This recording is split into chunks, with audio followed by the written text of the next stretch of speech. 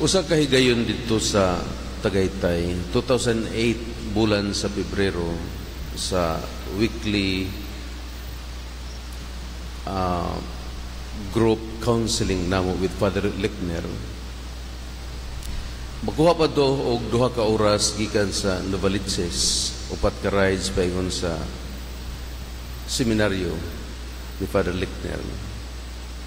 Pero pag-drop na ako sa Tagaytay, tungod sa katignaw sa sayo sa kabuntagon,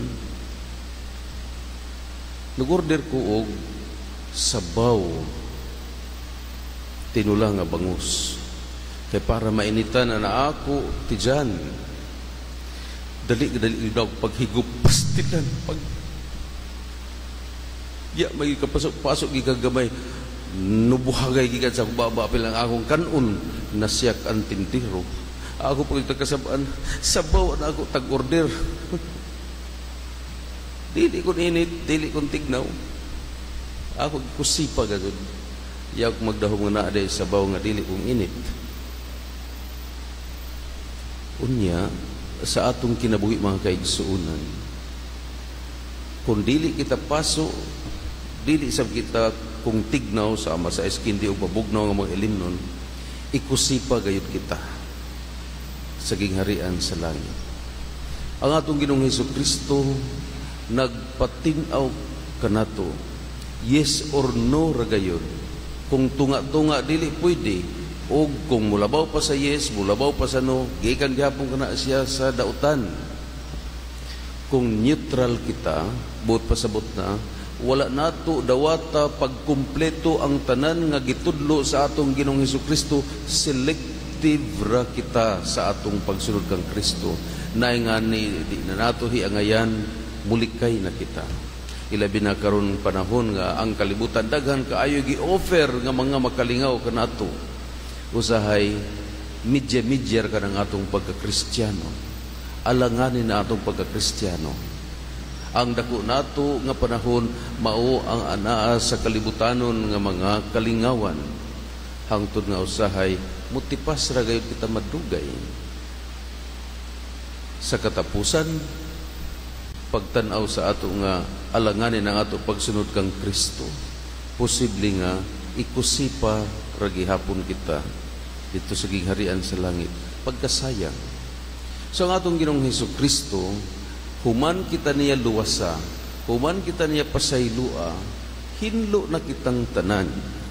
Ug sa atong pagkahinlo, dili kay empty ra gayud, bakante ra kini, kundili sudlan gayud nato og espirituhanon nga mga kahamtungan.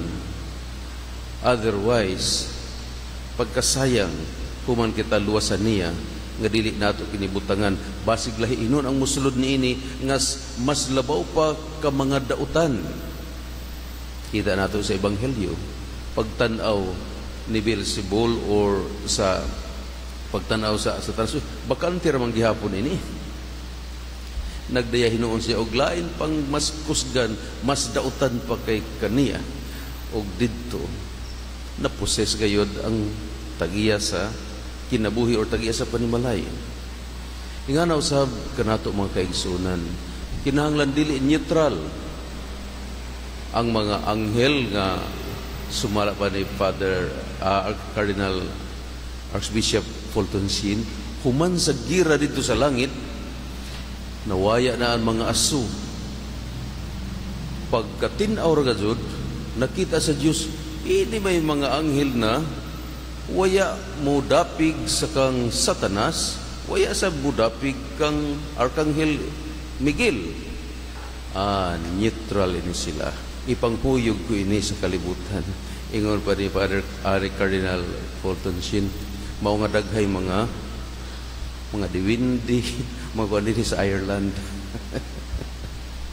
Daghay mga agta, engkanto kung unsar kan kada nga mga kapri, nga mga ethereal beings. So mga neutral mga kaigsunan, ikusipa gayud dito sa gingharian sa langit.